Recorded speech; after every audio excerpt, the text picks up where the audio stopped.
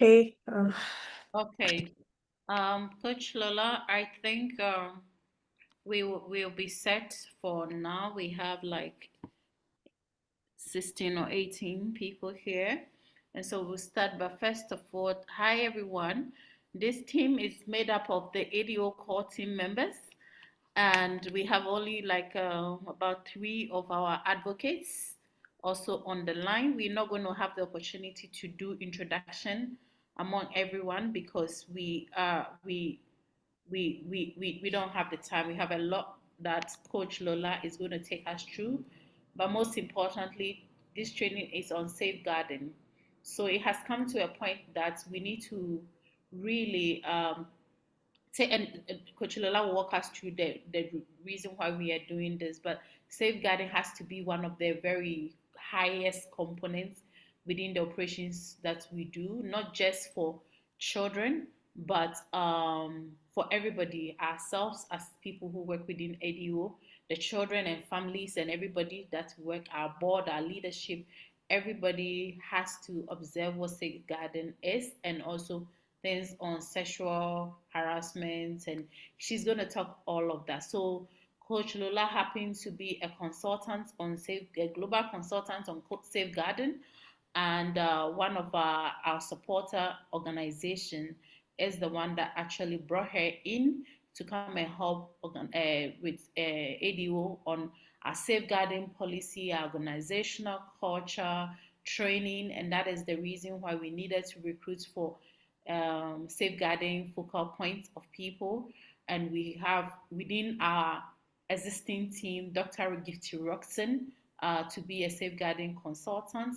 And then we have Anna Mensah, who is joining ADO, also joining us the safeguarding focal points for ADO as well. So these are the two members that are going to be leading our safeguarding team.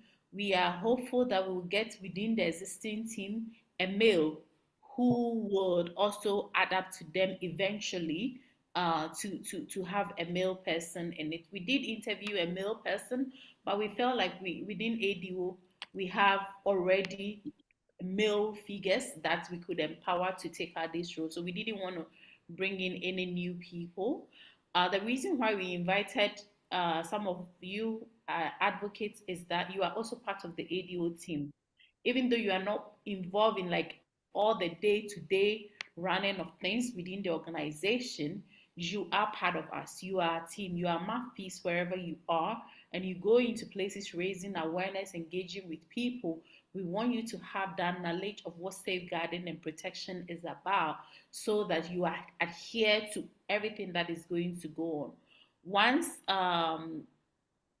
Coach Lola's assignment with ADO has come to an end, Gifty and Anna will be the focal point of contact. So anybody who is going to be joining ADO in the future, whether through volunteer, paid employment, remote employment, advocates, whoever, as long as you carry the tag on you, ADO, or vendors, they are going to be having to adhere to this, and you're going to be signing different policies and agreements that you are going to uphold safeguarding in the highest standard. I'm not the best person for safeguarding words or terminology, so I see I'm just going all about. So I will just give the distance to Coach Lola so that she can take us through. But welcome, Farah. Farah is a new marketing and HR specialist. She's joining us from the US. So Farah, say hello to Say everybody. hi. Yeah. Thanks, Roslyn. Okay. Hello, everyone. Hope everyone is doing well. So I'm part of HR and marketing team, and I'm based out of US. Yeah. Good to see everyone here. Yeah. I hope I will interact few of the people here in the future.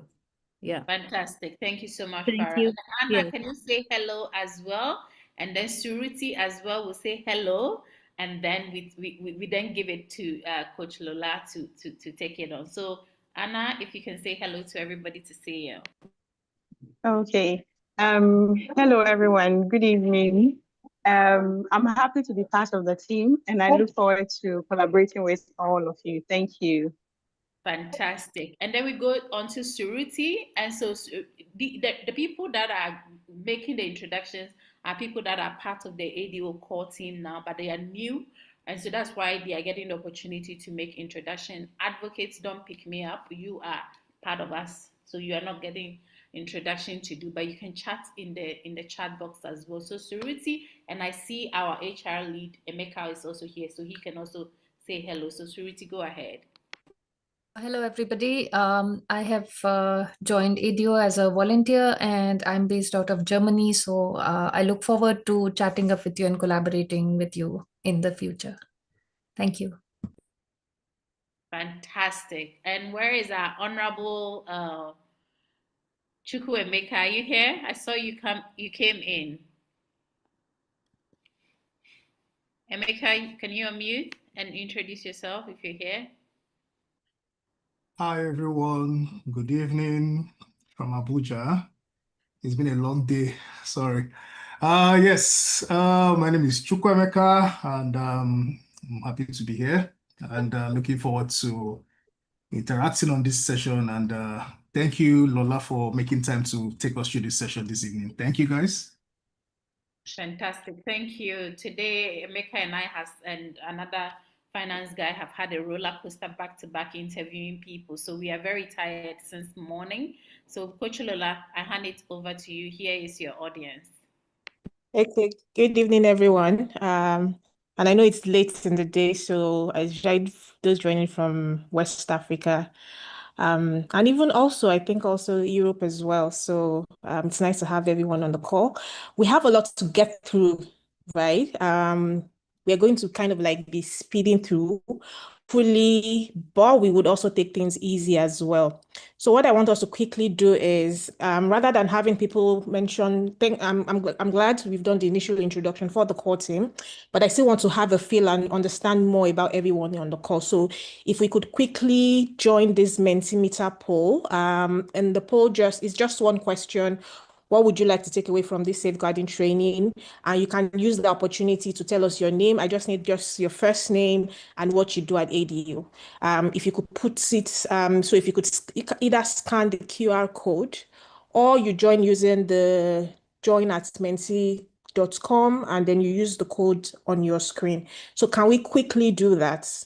I'm going to switch to the presentation screen on Mentimeter. So give me a second.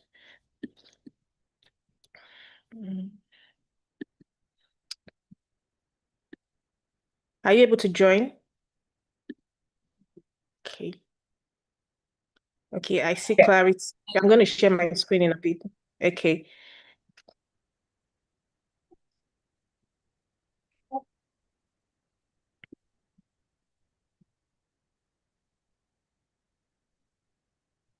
Oh, sorry. What am I doing? Supposed to be. Can you see my screen with the Mentimeter coming up? Yeah. Okay, also, I would also, because I can't, since I'm presenting, I need someone to also help me take charge of the chats or questions that may be coming up in the chat. So I want a chat monitor. Any volunteers, please? So basically, it's just to monitor the chat. If there are questions in the course of me presenting, just let me know. But also feel free to raise up your hands if anything is not clear. And if there's a chat, don't tell me, oh Lola, there's a chat and there's a question in the chat, and then you can help me read it out, and I can also clarify. Okay, great. So people want enhanced knowledge, understanding. Barbara wants inclusion. Are you saying you're part of the inclusion team? I'm not sure. Okay. Understanding, awareness, and contribute, clarity, safeguarding expertise, knowledge, safeguarding in research. Okay, great. Safeguarding in research.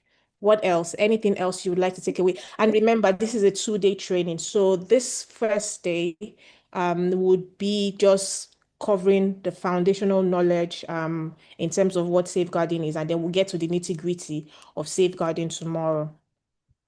Okay, learn more and contribute, enhance knowledge. Okay, great, clarity. And again, once we take following this as well, I probably will still ask again tomorrow. So whatever it was is not clear, maybe from today, tomorrow, you also have an opportunity to also be able to tell us what you want. So can you see my slide now? I've moved to my slides. Are you able to see my Yes. Yes, Yes. yes. Okay. Yes. Okay, great. So just to create a safe space, I always, especially when it's like a 2 hour long training, the first thing you want to do is get yourself comfortable. Be in a it's a virtual training. Get yourself comfortable. If you need to get a cup of water, if you need to get tea, if you need pillows to cushion up to be relaxed, get yourself comfortable. Safeguarding is a very challenging topic. It can be very sensitive at times, so we need to embrace diversity. I'm glad that you're an organization that is committed to diversity as well, so you definitely understand this. Also respect opinions and contributions that are different from our own. We all come from, we all have different experiences, shared knowledge, and even in terms of our way of life, where we come from, and certain things may differ. So, but we should learn to respect each other's opinion. Confidentiality, safe when it comes to safeguarding, confidentiality is key. Chatham House rule applies, meaning whatever case study is shared, whatever stories are shared amongst us stays all within us, within this training. I know it's been recorded. If there are any sensitive cases or topics that come up, it's the reason why you need to anonymize whatever whatever experience you want to share as well, just for the sake of confidentiality. Safeguarding our discussion could also be triggering for some people. And please feel free to take a break or take a break from the training if you want to. It's being recorded. You can always come back. And please also make sure you seek support. Do not bottle anything inside. When we start discussing issues, and you feel you may have experienced this, in ADO. And it's not because ADO is a bad organization or they're bad people. Things just happen. Sometimes things happen that we do not even know it's happening to us.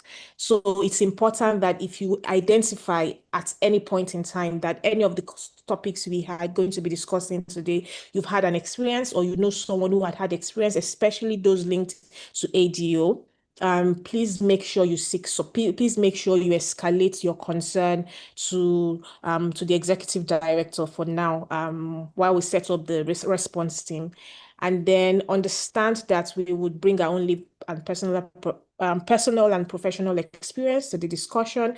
So please, again, for people who have, maybe you're coming from protection, you're coming from gender, you're coming from inclusion, programs, advocacy, community work, whatever, right? Safeguarding, there are always elements of safeguarding in everything, single thing we do. Feel free to and bring your personal and professional experience to the table as well. And lastly, the challenge, it's important that we're also respectful of each other. I can't emphasize this enough. Okay. So the agenda today, so it's for today and tomorrow. Okay, so don't look at like you're going to cover 6 modules. No. So today we asked, trying to see, I'm hoping that we can get through 1 and 2. If you're able to get through 1 and 2, I would be, it would be good, because I wouldn't want us to still be talking about these two modules tomorrow. So what is safeguarding, and then understanding abuse and harm. And tomorrow we will start from sexual misconduct in the workplace. We will look at prevention procedures as it relates to safeguarding, reporting procedures, and response procedures. Okay. So what is safeguarding? This is like the sector definition for safeguarding, which is accumulation of internal processes. Now I want you to pay attention to the highlighted words, the words in green. Is accumulation of internal processes, procedures, and practice. So the word internal means it is specific to ADO. It's not something that it's outside bringing in. These are internal processes, internal procedures, and practices through which an organization is able to prevent, report, and respond. You will hear a lot about prevention, reporting, and response because it is on these three pillars that safeguarding is founded upon. And then, so preventing, reporting, and responding to intentional or unintentional harm. So sometimes, even as charity workers, as aid workers, even with our best intention, right? Sometimes harm do occur, abuse occur, whether it's planned, whether it's intentional, whether it's unintentional. And who are these and when we say harm, who are the people we are referring to in terms of when harm is caused that we can then say it is safeguarding? When it is caused to a child, harm is caused to a child, to an adult beneficiaries, even to community members in areas where we implement by an organization, staff, affiliates, or activity. So you would see when we talk about safeguarding, it's an internal process. These processes help us to prevent and report and respond to harm, whether the harm is intentional or it is unintentional. And when this harm occurs to the children who come in contact with our work, when it also occurs to when harm also happens to adult beneficiaries, whether they are direct beneficiaries or indirect beneficiaries, and it is caused, now the perpetrator, those causing the harm must be linked to the organization. So for it to be a safeguarding concern, it must be that an organization's staff, affiliates, or even activities, right, was directly or indirectly responsible for the harm, the intentional or unintentional harm that was caused. And it also involves minimizing the risk of harm or injury in our organization programs or activities. So at the end of the day, our goal is that in the things that we do in our day-to-day work, our activities, our events, our programs, we are minimizing the risk of harm or injuries in our organization, across our organizations, activities, and programs. So this is ADO's definition. So for the past couple of weeks or months, actually, I've been working. So I'm sorry, but I just realized that it's AOD. Sorry, it's meant to be ADO. I've been working on ADO's safeguarding policy. I can't believe this because I've been staring at this screen since morning, and this just missed me. Anyway, so we've been working on the policy, safeguarding policy. So and this is how we have defined safeguarding in ADO's policy. So we say safeguarding is the responsibility of ADO to protect its program participants. Yes, the first case participants, especially children and persons with learning differences, from harm, from abuse, from exploitation perpetrated by ADO staff or during the implementation of ADO's programs and activities. Now, there's also a caveat as well. So and I will tell you the reason why we now also have this additional group of people that safeguarding covers. It's also ensuring that everyone who comes in contact with the organization, every stakeholder group, if you can think of your stakeholders, families, parents, teachers, people that attend your events, children, youths, making sure that they are protected at all times, including protecting staff from inappropriate behavior such as sexual harassment, bullying, and intimidation in the workplace. You will be so shocked in terms of the number of safeguarding workplace harassments that occur in the charity sector. It is very alarming in terms of just we ourselves working in the charity sector, the amount of sexual harassment cases that's as an individual consultant, I get to investigate on an annual basis. It is really shocking. It's also shocking in terms of even how much cases of reported child sexual exploitation, abuse occurs also in the charity sector as well. So that is why our definition is overarching. It covers not only just the beneficiaries, but also everyone who comes in contact with ADO, as long as there is a link and the harm or the abuse is linked to someone within the organization. So why do we need safeguarding? Rosalina has talked about the reason why we're having this training. And again, you might be thinking, why do we need to spend 4 hours on, just to talk about safeguarding? Well, the first thing I will tell you is business critical. It's becoming more and more business critical nowadays, especially if you want to be an organization that's not only um says what it does, but also to be respected even at the international global stage as well, right? It's also business critical to not only ADO, any organization. I've seen organizations crumble because of just one safeguarding incident. I've seen big organization lose pockets of funding because of a safeguarding incident that was swept under the carpet. So I say it's business critical because if we get it wrong, if ADO gets it wrong, any charity organization gets it wrong, especially if you're working with vulnerable groups like you are, there's high reputational risk for your business, for your organization, for your future funding as well. So it's business critical for any charity organization to be safeguarding conscious. It also builds accountability and trust. What do I mean by accountability and trust? Meaning making sure that we are listening to what the program participants are telling us, and we're using that to build trust and acceptance in any community that you go to, right? That people can trust you. People looking from outside know that ADO is an organization that if they have, if this thing happen, management will take will be accountable. They will be open and honest and transparent in terms of how they respond to these issues, and they will take responsibility for their actions. Many times, organizations do not want to do that, but it's becoming crystal clear that in order to build trust in any community, organizations need to be seen as accountable, to everyone, to all their stakeholders, whether they're beneficiaries, their staff, your partners, your funders, board members, everyone, especially the community or the places where you implement. And then it also ensures program quality. It's the reason why we talk a lot about safeguarding risk assessment. Now, many of you on this call may not be doing safeguarding risk assessment, but at the end of the day, we want to improve program quality. Just think about any business, right?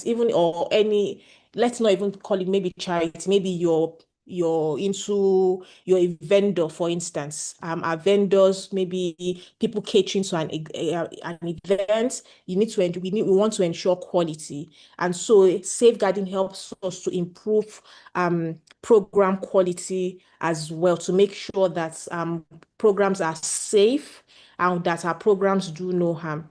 And lastly, uphold human rights. At the framework of safeguarding is human rights. It's about child rights, it's about women's rights, it's about rights of people with disability, it's about rights of vulnerable groups. So at the end of the day, what holds safeguarding, like where we stand on the framework of human rights in terms of doing good, ensuring that the rights of people who come in contact with ADO is protected, that we're protecting them at all times, because if not, especially being a charity organization, we would have failed. And not even charity organizations now, even corporate organizations, big corporate organizations, conglomerates, also now are talking about safeguarding and how to make sure that they're upholding human rights, business principles, and standards also across all their programs. So that is why we need safeguarding. So let's quickly do this. So like I said, today is just to build that foundation. So there'll be a lot of definition and things and history lessons. But I hope you have a paper and pen. I want you to write down the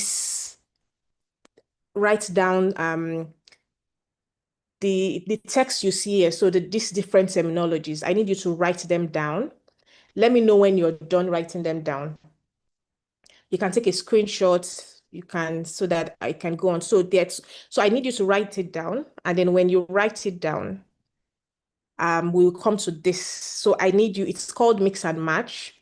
So it's to think about this definition. Pick any pick any terminology here and see if you can identify or find what the definition is here. So there's 6. And we are a lot on this course, so I feel this should not take, because of time, I would normally put people into groups, but because of time, we're already almost 30 minutes gone. Have you written the words down, the words you see on the screen? We are writing. Okay, child safeguarding, PSCA, sexual abuse, sexual exploitation, sexual harassment, bullying, intimidation. And the reason why this is important is we are going to be saying a lot about it. We're going to be using these phrases a lot. So it's important that we understand the difference between, we understand what we are saying. So I can switch between so that people who have written it down. Do we have anybody in the comment section who's done writing all the words down, all the phrases down?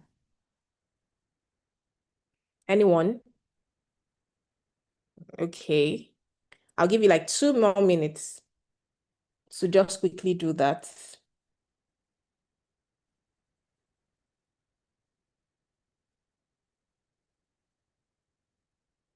Hmm? Are we done? Who's our chat monitor? Sorry, I never got the name of the chat monitor. Who volunteered to be a chat Dr. monitor? Rodson. I am monitoring. Lola, I'm monitoring. Okay. Yes. So I am the Anyone? one who is done. Okay, Anna is done. Okay. Rosalind is done. Okay, great. Sorry for the rest of the people who haven't. But anyways, you get the gist. I will be Yeah, Barbara, switching. Barbara But is also done. A lot are done. okay, great, great, great. And if you have your phone, you can just do a screenshot, or you can just take a picture. So you just have it on your phone. So now read the definition and see if you can link. If you think if you think you're able to match on any of the definition to any of these boxes, just let me know. Tell me, oh yes, 2, I think 2 is this, or oh, I think I figured out 4. I think 4 is this. Oh, I think I figured out 1.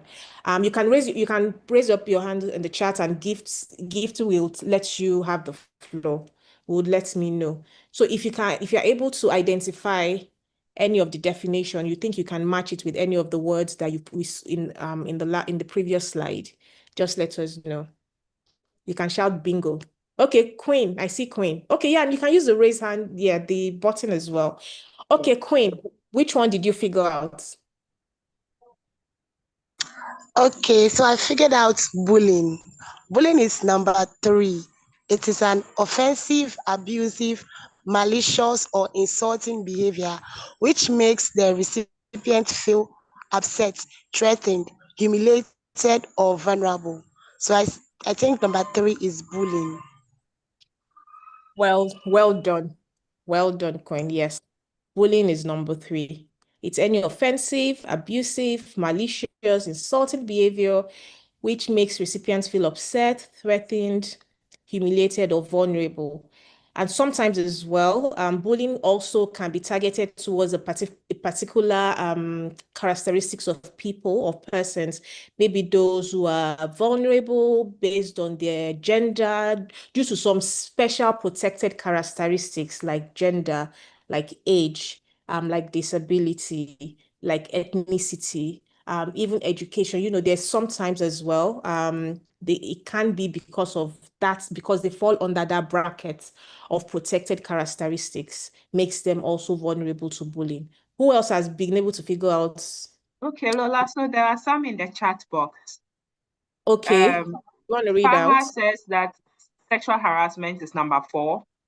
Anna Mensa also says number 4 is sexual harassment. So you can look at that. Yes, so you're correct. Number 4 is sexual harassment. Sexual harassment is a continuum of unacceptable and unwelcome behavior and practices. We're going to unpack sexual harassment tomorrow very well. But just for the definition, key thing you need to bear in mind is unwelcome behavior. It doesn't matter, and the person receiving it, as long as the person feels it is unwelcomed, and it's practice of a sexual nature that may include but not limited to sexual suggestions or demands or requests for sexual favors, sexual, verbal, or physical conduct or gestures that are or might reasonably be perceived as offensive and humiliating to the person experiencing it. So it's not the giver now, it's the person who experiences it and how they experience it. That makes it sexual harassment. Sometimes it's continuum, sometimes also it can just be once, right? So you can't say, oh yeah, because it has to be done twice. If they've not repeated it twice, no. And sometimes, it can also happen. Like it can happen in it can be an isolated incident as well. With the cases and things happening right now, you don't necessarily need to say, oh, because it only happened once, it's not sexual harassment. No. So it can be an isolated incident and it can also be a continuum as well. So maybe it has been happening repeatedly as well. Okay. Okay, so Lola, Fatih says that safeguarding is number one. Barbara also says number one is safeguarding. Okay. And then Queen Emil also says safeguarding is number one. Well done. You were paying attention when we were talking about what safeguarding is. I won't go much into it because we already talked about what safeguarding is. So yes, it is the collective and individual responsibility of everyone. Safeguarding is not only the responsibility of the safeguarding focal point or the executive director. It's everyone. It's safeguarding is everyone's responsibility. Anybody figured out 2, 6, 7? Okay, so Anna says that 2 is sexual exploitation. And then Faha says that PSEA is 7. Oh, somebody got to. I'm like, please, did people not see 5? I thought that was the first thing everybody was going to get. Okay, so we have somebody saying 2 is sexual exploitation. Anybody figured out 7? Yeah. And Suruchi 6? says that 7 is sexual abuse. Okay. All right. So But 7. Faha says that 7 is PSEA. So we have 2 7 contradictions. Okay, so 2 and 7 actually. 2, the actual or threatened physical intrusion of a sexual nature, whether by force or under unequal coercive condition. It should cover sexual assaults, attempted rape, touching, forcing someone to perform oral sex or touching, as well as rape. That is not sexual exploitation. That's sexual abuse. I will show you the difference between sexual abuse and exploitation. 7 is sexual exploitation. Any actual or attempted abuse of a position of vulnerability, differential power, or trust for sexual purposes. So anytime the sexual act occurred because someone with power or authority is exploiting the vulnerability of a lesser person, right? Either for monetary purpose, for social purpose, socially, politically, anything, right? As long the exploitation is that position, that's power dynamics, that position and the position of vulnerability that the person who is being exploited has. So for instance, if you're grooming a child or you say, oh, because she's 17, she's big and all that, oh yeah, she consented to being my girlfriend. A 17-year-old cannot give consent, right? So you can't say, regardless of how big a 17-year-old is. I have nieces and nephews. I have nieces and nephews that are like, if I stand beside them, you think that they are my bodyguard. I can't say because of the way they are big and all that, and they're as well 17 or entering 18, even if it is 1 month before their 18th birthday, right? It is still considered as that vulnerability or a participant, a benefit, or we don't necessarily use beneficiary because of, again, just for empowerment. So I may be using program participants a lot of the time. And it's because the word beneficiary is something that within the sector, especially when we're talking about safeguarding, it doesn't reflect that power that we are trying to make sure it's level across board. So when you see someone with power, right, exploits the vulnerability of someone with less power. So it's a senior manager having relationship, for instance, with a junior colleague, an intern, or promising someone for, "Oh, I'll get you on this event, I'll get you on this trip, if you give me this, maybe money or sexual favor or anything." So the key word for sexual exploitation is that vulnerability that is being exploited by people with power, or the substance or the means that and enables them to do that. And you know that for we charity workers, because of the perception of people when we go into places and spaces, when we occupy spaces, we are quite very powerful, right? So just wearing the ADO's t-shirt, being and people saying, "Oh, this person is part of ADO," right? You are a very powerful person, whether you know it or not, whether you've come to that realization or not. And so because of that, some bad people may use that power that they have to exploit people. And then the last, just for the sake of time, is intimidation, which is the again unreasonable use of status or authority to require an individual to perform an action or task which the individual knows to be either inappropriate, illegal, or in direct conflict with an organization's policy or procedure. So when you're again using that status quo, again, that power issue also comes up here. So intimidation and bullying are those type of abuse, that would come up, or what we would use when we're talking about workplace practice, malpractices and all. While issues around sexual exploitation, sexual abuse, sexual harassment, when we're talking about beneficiaries. Now, again, when we're talking about children, for children, oftentimes it's mostly sexual exploitation. Why? Because children cannot give consent. Yes, they can be sexually abused. Yes. So even in terms when it's sexual abuse, right? Exploitation is always there. It's always there for children, because you can't say, "Oh, this is sexual, but not a sexual exploitation." If you become an adult, right? Then of course, if it's not rape, and if it is, "Oh, okay, this person," even though, yes, they knew it was wrong, but they had to succumb because of their vulnerability, then of course, yes, it's sexual exploitation. So that's just basic gist about, some of these words we will be using. I don't know if you have any question, but if there are no questions, why did safeguarding become like a big thing? Why is it now that everyone, if you go on LinkedIn, if you type safeguarding, it's really big, it's a big topic. Now, the first incident of safeguarding occurred in 1990s in the Balkans.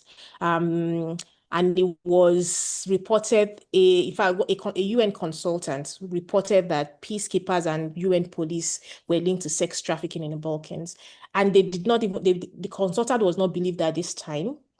The consultant was not believed. So many things happened at that time, because it was like, how can UN and UN peacekeepers have gone to the Balkans to help, to save and to do all those things, can be involved in sex trafficking. There's a video, we don't have time. It was like a physical training. It's like a 20 minutes video. I could share the link.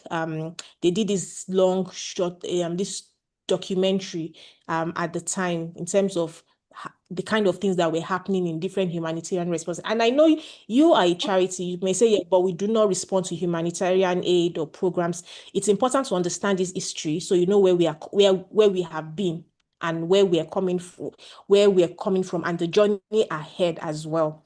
So don't think that because it's just a charity where we don't respond to humanitarian issue, we are not a humanitarian organization, it doesn't concern us. Yes, it does. So, and then following the 1990 incident that nobody believed this lady, in 2002, during the West African child abuse crisis, it was found out that there were huge issues of child sexual exploitation, abuse in West Africa, particularly in Guinea, Sierra Leone, and in Liberia. The documentary also showed this, where in fact some of the children then who had been born as a result of this. So, and these were even like people coming, expatriates who had come into these cities with banana, with biscuits, luring young people, sleeping with them, and then leaving. And then once the response was over, they had gone and they left children who were half caste, left children whose parents, the people in the community said, "Oh, they were working with this organization, they were working with that organization," and it implicated over 40 agencies at the time. When this happened, the UN had they didn't have any excuse but to now sit up, and it was that the time when the Secretary General Bulletin was released in 2003, which now culminated in the Interagency Prevention from Sexual Exploitation and Abuse Principle. There are 6 principles which we would cover. And basically at the time, it was to curb this because it had now become, something that was very bad. If over 40 organizations were directly linked to child sexual exploitation and abuse in these African countries. And so we had that principle, we had that policy in 2003. And then following that, we still had the Haiti earthquake, sexual exploitation of abuse, again, was also rampant. And because of that, for a lot of, at the beginning, many people focused on, or organizations focused on child protection at the time. They were calling it child protection. Yes, there's a difference between protection and safeguarding. We would also unpack that. So please, after this training, let us know if you don't pick up anything at all from this training. One thing you need to understand is protection is different from safeguarding. Do not use protection and safeguarding in the same sentence, except if it is for something that I would share later on. So a lot of organizations focused at the time in like child protection, or child safeguarding standards were developed. We had keeping children safe. We had in the UK, we had different pockets of standards coming up. And everybody thought that was it, right? That would rectify the situation. Then in 2018, for people who are joined, if you're in the humanitarian space or development space back in 2018, just as we were having the Me movement, the Me movement and Me Too movements, there was also the Aid Too movement leading to safeguarding, which was again another which affected 2 big organizations. I happened to I was working in one of the organizations at the time, and I can tell you between 2018 to 2020, we lost major there were fundings the organizations could not touch because of safeguard, because things were swept under the carpet. And so the Aid Too movement leading to safeguarding everyone. So it was at this point that organizations decided that, you know what, it's not just only children that needed safeguarding, right? Adults, beneficiaries or program participants needed to be safeguarded. Staff also needed to be safeguarded because the 2 big organizations that this affected had to do with very senior level or very senior staff members at management level, at HQ, right, who were sexually harassing staff in HQ. So this impacted people, in fact, and some had even moved from one organization to another organization and had done terrible things to female staff in the previous organizations where they were, and they were occupying very huge role in big agencies.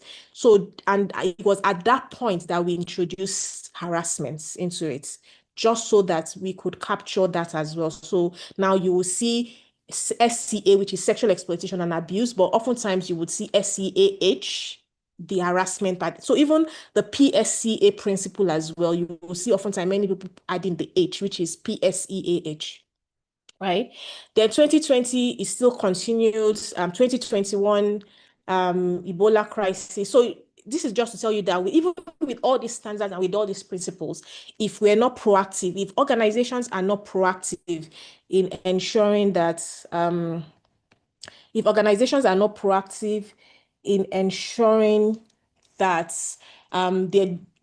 you're taking proactive steps to making sure that people are being trained, people are signing the policies, you're risk assessing your programs and your activities, things will fall through the cracks. And when things fall through the cracks, are the most vulnerable. That will be the weakest people in the organization, in the programs, in the communities where we work.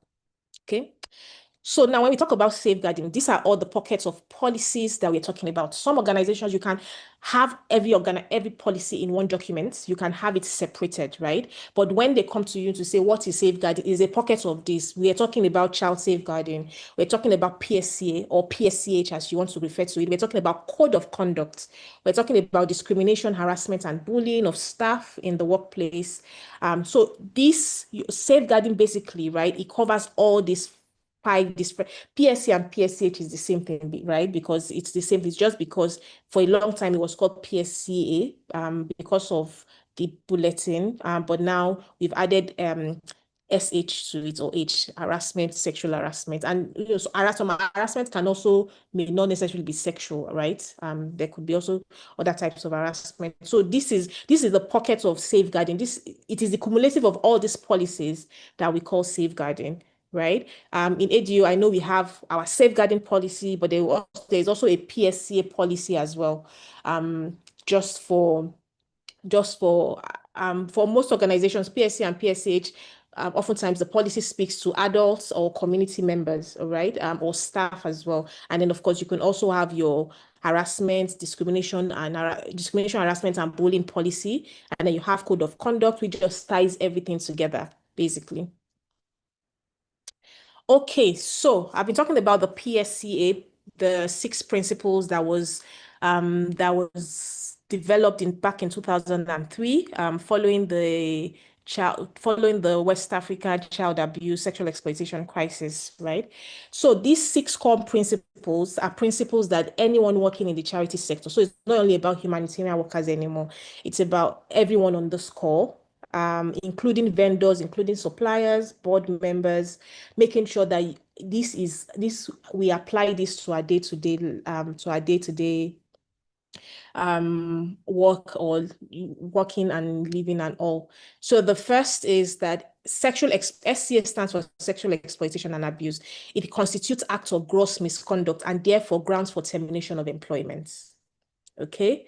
And I like to also emphasize that safeguarding, or these principles, it doesn't only cover your activities in the workplace. It is a 24/7, 365 days principle that you must abide by, as long as you're working in the organization that you have signed a conduct, or you've signed their code of conduct and you have signed on to the policy. So it's not a principle that you wear when you are in the office and then you go home and then you do something else. So it covers both your professional and your personal life.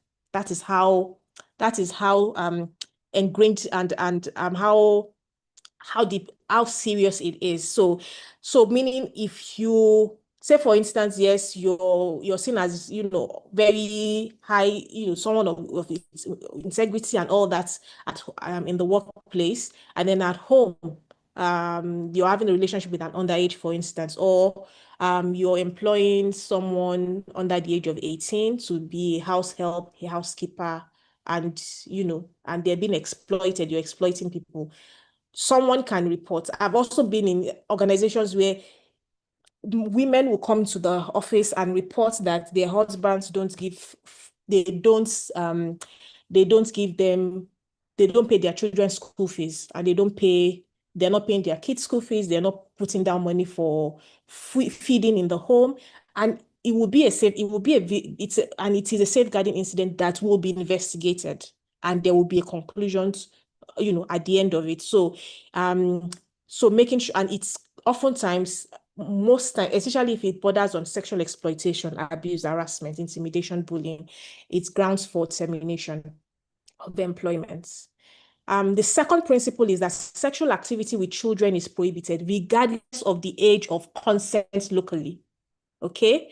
So don't say, oh, well, the age of consent somewhere is 16. There are countries where the age of consent is 16.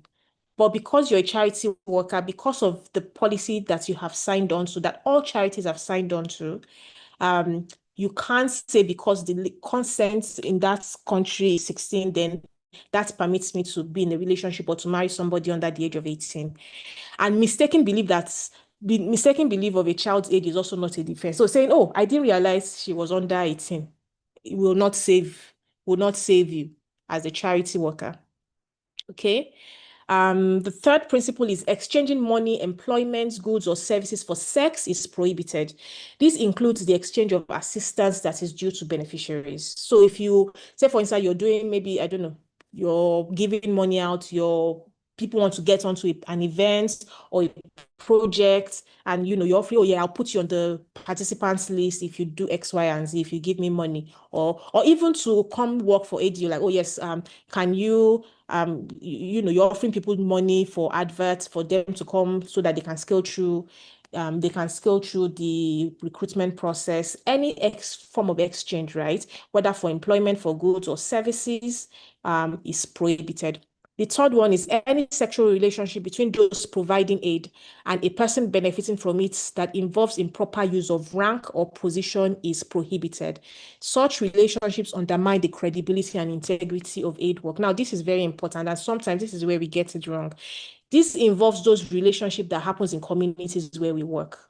And that is why it is always important that you stress, especially for all staff and every new hires, that if you're perchance already in a relationship with someone who is a program participant, who is an ADO program participant, prior to you joining ADO, then it must be disclosed to HR. HR must know this. It must be disclosed and documented. But then if it didn't happen, then if it happened whilst you had been employed or volunteering for ADO, again, that also needs to be disclosed, because failure to disclose could be seen as improper use of rank or position, right? So it's very, very important that sexual relationship between ADO staff, volunteers, advocates, and anybody, especially those benefiting in ADO's projects or activities, right? There's nothing like catching feeling when it comes to safeguarding. And if you are, it's something that needs to be disclosed with HR. And then management needs to decide whether this borders on the use of rank, or whether this relationship is exploitative or not. But the rule of thumb is to even say no. I try to advise people that, especially in charity organizations, that if you're deployed to the field, or if you're working and there is maybe you're even, especially, and this is common among volunteers actually, and there's someone who is a direct program participant, right? And maybe you're even of the same age or whatever, and there is consent. It is the first thing you want to even do is to make sure that you have disclosed that to HR, to ensure that there's no form of improper use of rank. The person is not saying yes or trying to date because of what they think they would get, and also because of you, because the power you have, you feel, oh yes, anybody will say yes to me. So it's also important.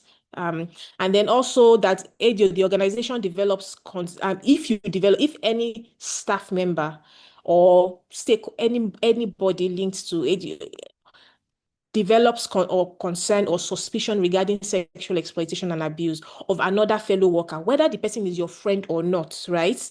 In the same charity or even in a partner organization that you're working with, if you get to hear that things like this are happening, you have to report such concern. Failure to report is also a breach of the safeguarding policy, meaning you're on the same level, you will be placed on the same pedestal as the person that perpetrated the abuse, and you for seeing and saying nothing.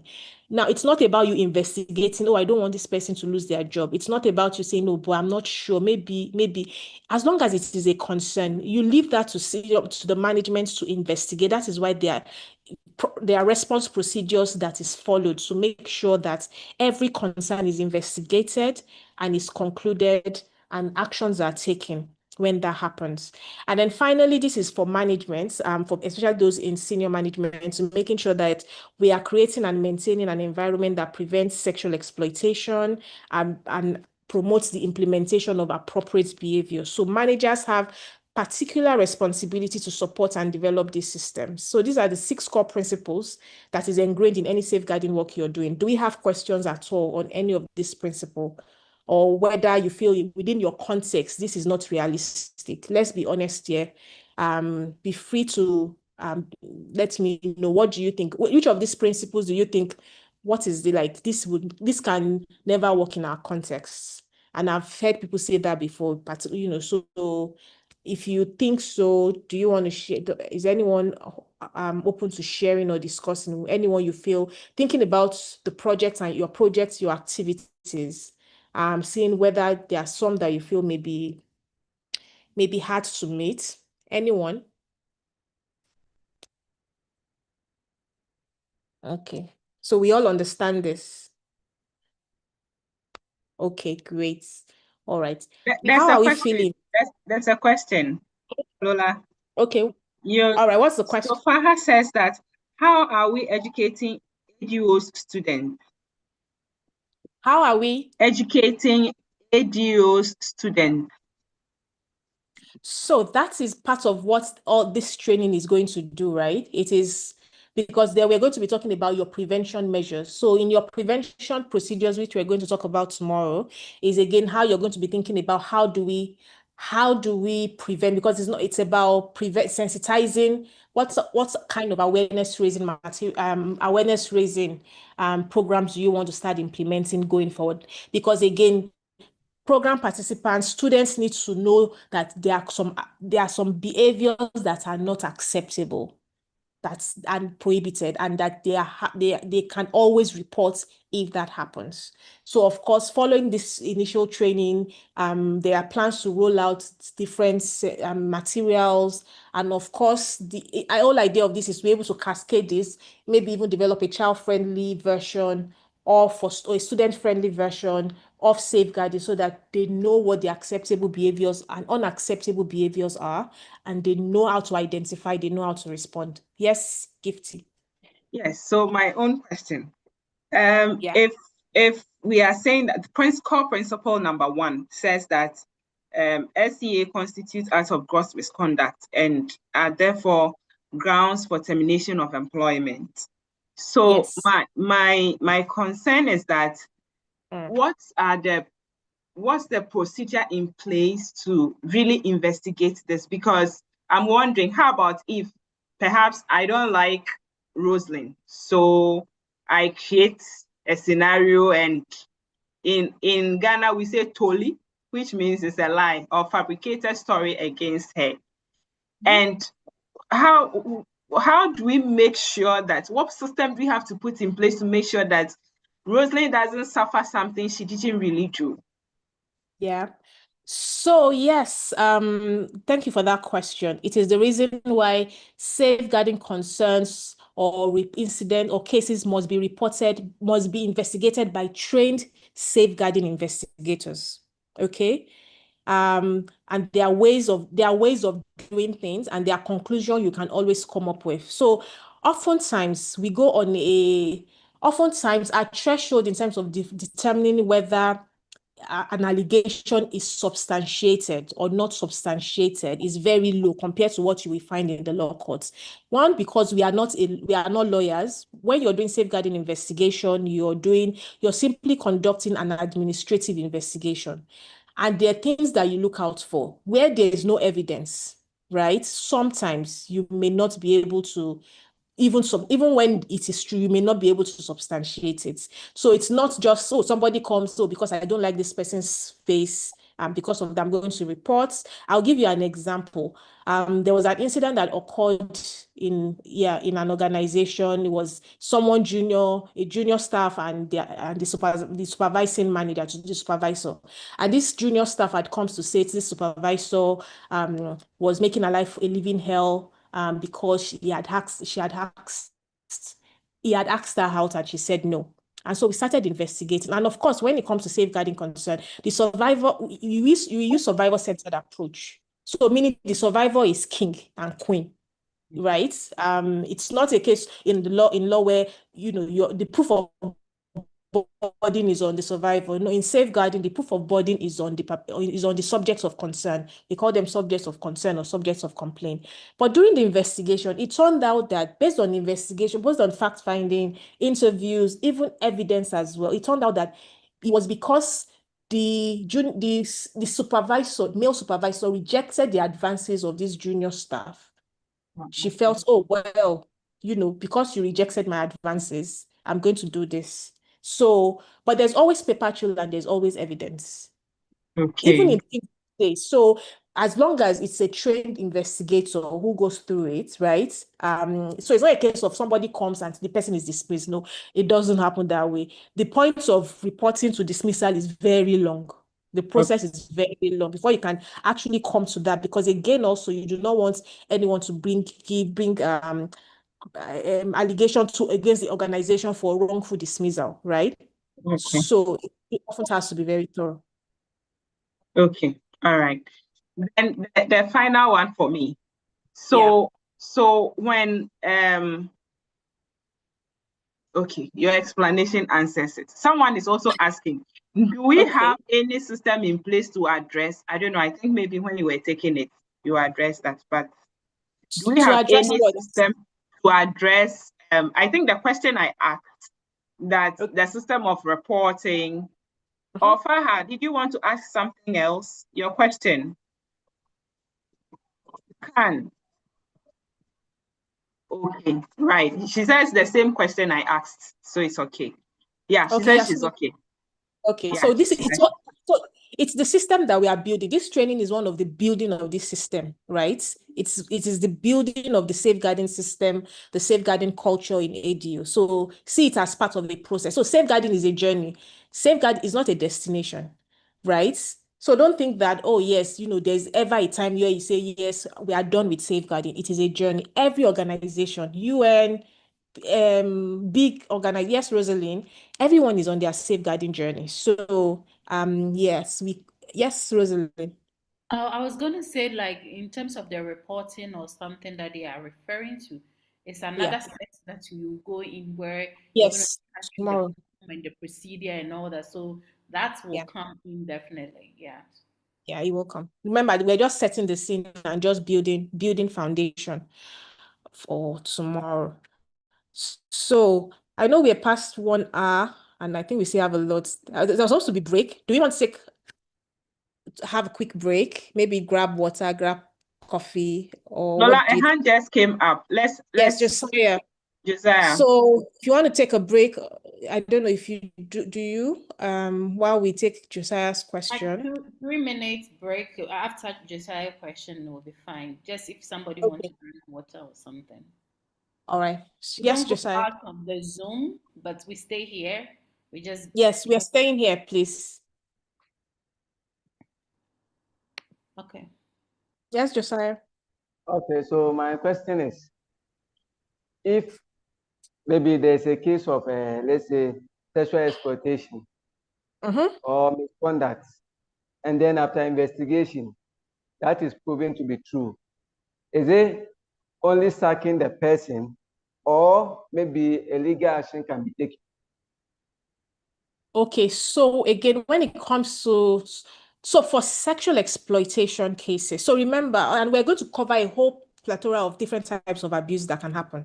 So it's not just sexual exploitation, but it's just that sexual exploitation is the most serious. We call it, is like the category, when you're triaging cases, anyone that borders on sexual exploitation, abuse, harassment, right, is usually category A, which is like, even for donors as well, they need you to tell them within 24 hours if this happens. So yes, if there's enough evidence to substantiate the allegation that the sexual abuse did take place, yes, it will be grounds for dismissal. If, for instance, if that also is criminally if within the country, it's something that needs to be reported to the local authority, maybe government. So if it's like also a criminal act, say maybe somebody was raped, then of course you need to also report it to the police, but you're not going to conduct the same investigation with them or with the local authority. You'll conduct your own investigation, which is like an administrative investigation, and the police or judicial system or whatever, they will conduct theirs. If it is something that is criminalized, and if it is a concern that is criminalized in the country, you definitely must report it to law enforcement agency. But because I've worked a lot in sub-Saharan Africa and I know how our systems are, For me, I'm always on the part of the survivor. What can we get? How can you make sure this person is not living through these traumatic experiences over and over again? I don't know about in Ghana. I'm Nigerian, and I don't have a lot of I'm sorry to use that, but when it comes to law enforcement, especially when it comes to sexual abuse cases, it can be very difficult in Nigeria to, even when it's reported, for them to even take any action. So again, you also have to consider that you have to weigh the risk also in terms of even if you are going to report it as well. But in global north, so in the UK, for instance, or in the US or whatever, right? I know that I can call local authority, I can call, there are agencies I call that they will sweep in and will take action, right? But that does not still stop the organization carrying out their own investigation, because you're doing two different things and you don't know how long the criminal, the criminal offense one, how long it will take. But you need to get this person out of your organization, and you don't necessarily have to wait for them to come back with their conclusion. And there are even cases I've investigated, particularly even in the US, for instance, or UK and all that, where they could come back and say, well, they didn't find anything. But in the organization, we felt, well, we have enough grounds. Because the threshold again for them is higher than your own safeguarding. But if your investigation is conclusive and you're sure about that, yes, you can proceed with termination if you want. But aside from termination, that's the highest. There is verbal warning, there is written warning as well. There is training. Again, it borders on what type of abuse it was. So again, I don't want to start going into safeguarding investigations, because it's not part of this training at all. So I hope that answers your question, Josiah. Okay. All right. So should we come back 2010 in next 2 minutes? Yes, So, should be fine. Yeah. break, water break. Yeah, water break, bathroom break, stretching break. If you're not going Okay. anywhere, you can lift up your hands, you can stretch, you can move your feet a bit like you're riding a bicycle.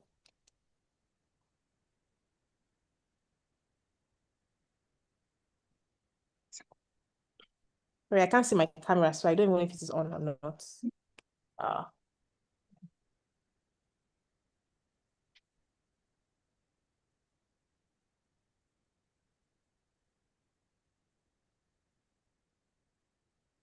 Mm.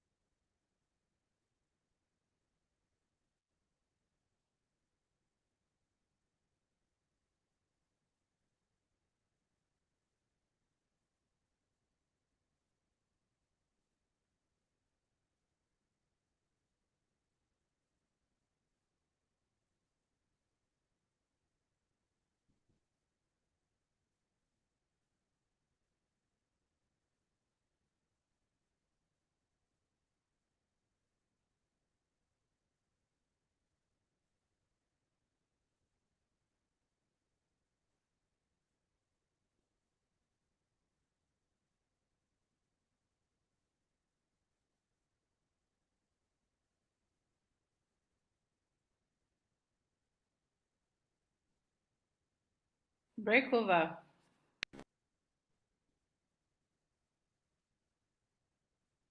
All right, are we back? All right. So now we have done with all the principles. So we move on to Could you ask them yeah. to put in the chat if they are back? Okay.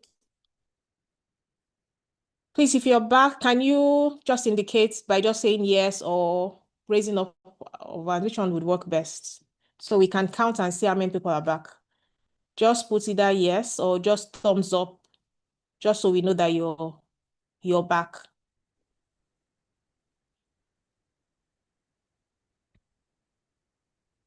We have about 12, 13, 14 people back. Okay.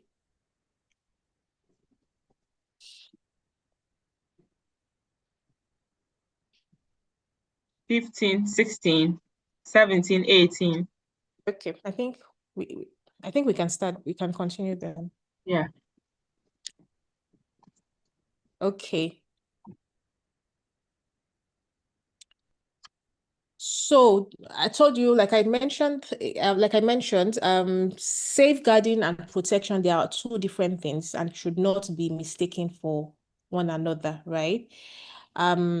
So, and I try to use this bubble to explain it, okay?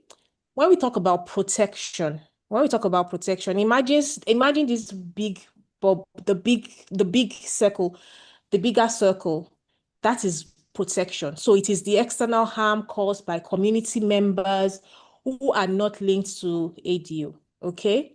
It's that big bubble, right? No, you can't deal, an organization cannot, you don't even have the capacity to say you want to deal with all the issues that are external harm. When we say external harm, remember the definition of safeguarding, where we say there are internal procedures and they are perpetrated by people that are linked to the organization. So perpetrated by people internal to the organization. When it comes to, oh, sorry, my video is off. No, it's not off. Okay. Yes. When it comes to protection, right? It's that big. I always say it's the reason why charity organizations exist, right? It's those protection concerns that make you say, oh, we want to effect change in our community, and you come together and you do something. But safeguarding is in the process of you now trying to make the lives of people better. In the time when you're now developing programs, implementing programs and projects to improve the lives of people, right? In your process of doing that, you cannot be seen to be harming the people you are claiming you're trying to help. So meaning that safeguarding is just the little spot. We are a very, in fact, it's big, it's smaller than this circle. We are just that spot, and that spot is just within your organization, meaning it's just the map of your organization, where your organization has your footprints. Just within the footprint of your organization, making sure that you are not causing harm wherever your organization, wherever your footprint is, or wherever they find your footprints. And so safeguarding and so protection, think of protection as those big issues that we have to contend with in our society: child abuse, child physical abuse, child neglect, anything you can think of, disaster, war, all those things, right, that impact the life of children. But when we come to safeguarding, it is in the process of you trying to alleviate pain, trying to alleviate suffering, trying to make a change. In the process of you doing that, right, you must not be seen to now be harming the people you're claiming you want to protect, or you want to alleviate their pain, their suffering, their experiences. So that's like the big difference between safeguarding and protection. So for instance, when it comes to goal, safeguarding, for the goal of safeguarding is to do no harm. There's that principle of do no harm principle. That's the first thing you always want to, in everything, single thing we do, you must not do harm. For protection, we're thinking of how do we reduce the level of harm or violence. We know that we cannot reduce all the harm, but how do we reduce the level of harm or violence within families and communities? When it comes to preventing risk, in safeguarding, we prevent risk through the implementation of our safeguarding policies, prevention standards, response procedures, reporting channels. That is how we prevent risk. In protection, you can do protect, because again, we are speaking to the wider community, right? So oftentimes it's the responsibility of formal protection mechanisms, maybe like if you have Ministry of Gender, Ministry of Women Affairs, Ministry of Children, if you have those sort of formal institutions or agencies, it should basically oftentimes should fall on the government, but oftentimes CSOs and NGOs are picking this up as well. So that is protection. But for us, it is just within our own bubble. It is within our own programs, and we are guided by our policies and our standards. Now, for safeguarding, when we are asking who is the perpetrator when it comes to safeguarding, we are referring to staff and representatives of the organization. When it comes to protection, the perpetrator is usually someone outside of the organization. So it's a community member, maybe someone that has never attended your programs, somebody we do not know, right? That is the perpetrator when it comes to, so it could be family member, they could be neighbors, as long as they are not linked to ADO, right? That's the difference when you're thinking, is this a safeguarding case or is this a protection case? Then who is the victim? When it comes to victims, it's or survivor, people linked or connected to ADO. When it comes to safeguarding, those are survivors. If a community member, for protection, it's community members and families that are not linked to ADO. Now, so a protection consent can happen, and you can still take action. You have the right, because, say for instance, a protection concern occurs, or is a program participant is impacted by something that happened in their family, right? And they come to you. We still have that responsibility when it comes to responding, how we respond. We won't say, oh, sorry, because it's not safeguarding, sorry, we cannot help you. No, we would refer them to services and all that, right? So we still have an obligation that way. When it comes to reporting, right? For safeguarding, report it through the reporting mechanisms that we would cover, through the reporting mechanisms that has been established in the organization. You do not first report it to the police. If it is a criminal act, yes, you want to report it to the police, but also in the same breath, report it to ADO as well. For protection concerns, the first people you are reporting it to is the police, law enforcement agency in that community, in that country. That is what you're reporting, who you are reporting it to. You're not bringing it to ADO, except you're bringing it to ADO so that ADO can help facilitate the reporting to law enforcement. And then responding, how do we respond? We conduct investigations. When it's safeguarding, we conduct investigations. We implement disciplinary sanctions like verbal warning, written warning. Some of this warning can go into their HR file, right? It goes into it, especially written warning and summary dismissal goes into HR file. And there's a system now in the charity sector, it's called the Misconduct Disclosure Scheme, and again, just so that to prevent people from jumping from one charity to the other, because it became there were trends in the organizations where someone has been dismissed for sexual exploitation or abuse in a charity, they go to another charity and then they go and work there and they say, oh yeah, and then they say they've never worked in this place before. So now with the Misconduct Disclosure Scheme, MDS scheme, it's like a joint scheme where all organizations signed onto it. When you sign on to, when you become a member, anyone you dismiss from your organization, you can report it, you can put their name. They have, you can share that name with it, and HR there uses those names to cross-reference when they're hiring people in the organization. So cross-reference to making sure that it's not someone who has left another organization and thinks they can fit into another one and continue perpetrating abuse. But when it comes to protection, right, how do you respond? Again, police is the responsibility of the police, or, to respond if it's a criminal case. There's, and then also referral to whether it's the emergency health services. Sometimes NGOs do a lot of response as well, right?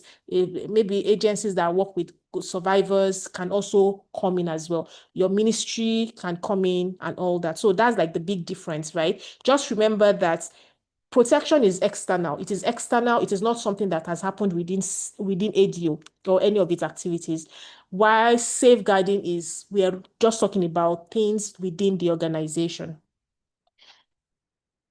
So I have a quick exercise. I'm going to read out and then you tell me whether it is safeguarding or protection.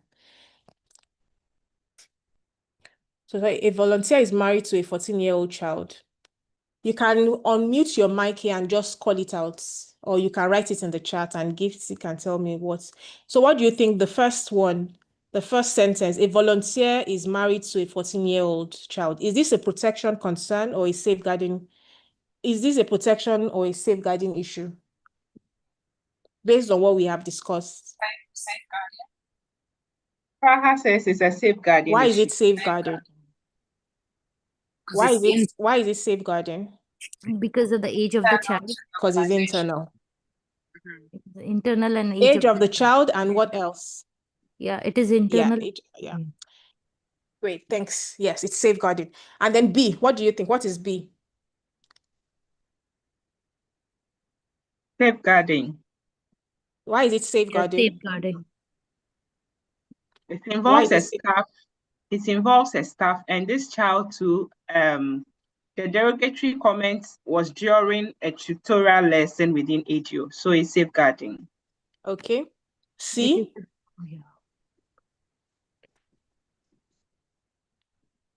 Protection. Can we have other people on the call? I have not. It's just one or protection. 2 or 3 voices I'm hearing. Okay. Why is it protection? Christina? Oh, okay. Why is it protection? Why is it protection? That's someone from the community rather than the core group. Yeah. So it's exactly. a wider community, yes. Yeah. And then G.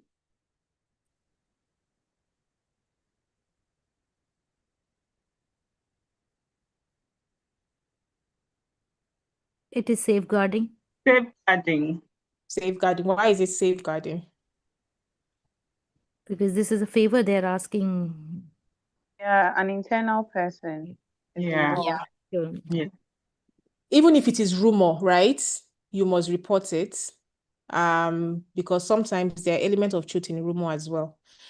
E. It is protection. Protection. Why is it protection? Yeah, it is internal, and also here there is a bullying is happening here. It is in a participant. Participant. Yeah. So it's safeguarding. Why is it safeguarding?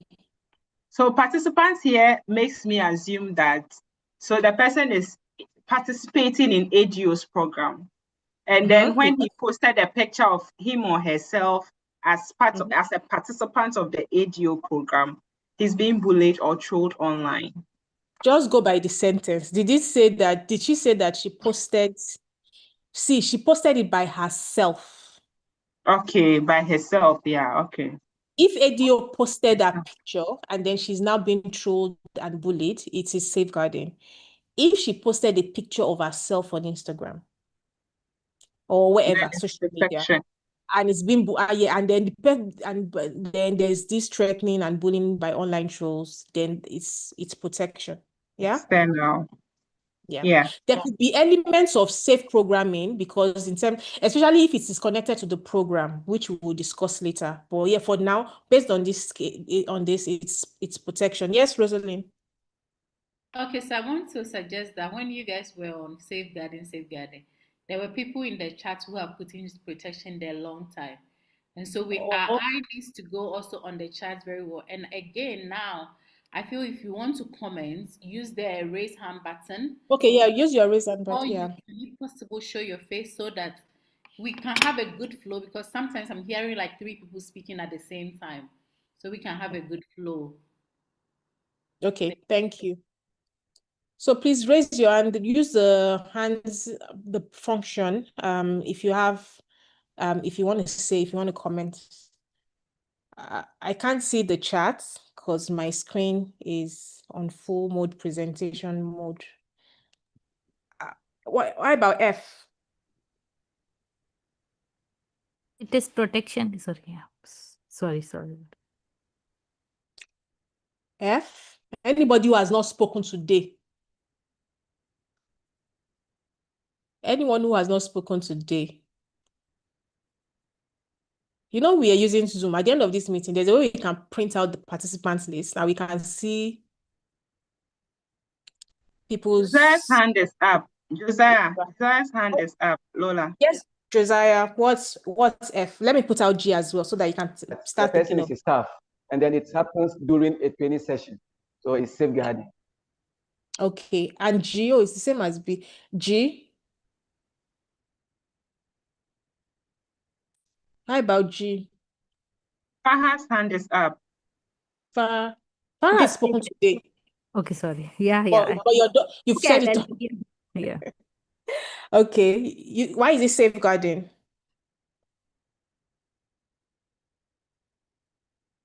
Farah, why is it safeguarding? Or can anybody help No, Farah? for me it is protection. For me it is protection, yeah. Why is it protection? Because here, yeah, so it is mentioned now the ADO's website, so it's our it's internal and it's our duty to protect that. Okay, Yeah. whatever the abuse is happening, yeah. So we need to protect that, yeah. So it is what? Safeguarding or protection? You said? It is protection. How is it protection? Okay, but it's our duty to protect it, right? It is ADO's responsibility that if something is happening on our website, obviously we have to share that. Okay. Chukwuemeka, let me hear. What do you think? We can protect the. Okay, I get what you're saying. I get what you're saying. Later we can address. Yeah. Anyways, we have to address that one, but initially we have to protect the name of the person, right? Name and face of the person. Yeah, but it says the name, face, and location of a sexual abuse survivor are included in an online post published on ADO's website. Chukwuemeka, yes? I would say it's protection because the survivor is exposed to potential harm. Yeah, exactly. So I understand what you're saying, Samuel. Yes, this has happened. You want to post it, but when you're sharing stories, especially there's stories as safe and there's an aspect of safeguarding that we call safe communication. There's this thing we call triangle of risk, which is if you're going to tell a story of anyone who is vulnerable that you have identified or risk assessed to be vulnerable, e.g., a sexual abuse survivor, early child marriage survivor, child trafficking or human trafficking survivor, rape victim. Number one is you must cover their face, blur their faces. You must not use their actual name.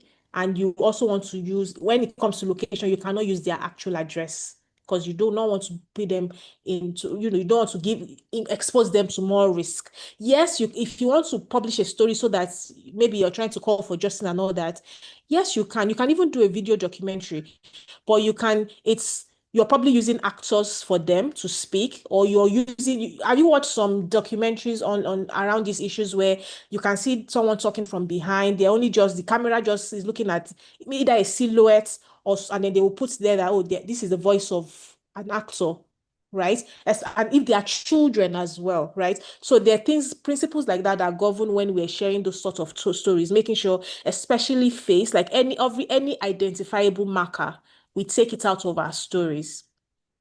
When we're sharing those those type of concerns. So this is safeguarding. Well done. So let's quickly move on. We have just 30 minutes to go. Let's see if we can finish today's slides before we end. So abuse, when we talk about abuse, we say it's the act or failure to act, right? Act or failure to act on the part of a parent, caretaker, or a responsible adult. So in ADO, it to be, who is that responsible adult person, right, in your work, which results in deaths, which is the most serious, or physical, emotional harm, sexual abuse, or exploitation. It is also an act of failure that presents imminent risk of serious harm. In recent times, I've been doing some investigation. I've been investigating cases of abuse that occur in early childhood ECD programs, ECD programs. So, and these are children between the ages of 3 to, I think 3 to 5, 3 to 6. So most of them are within the age of 3 or they are 4 years old. In the education sector, of course, not in Africa, right? It's in global north, the country.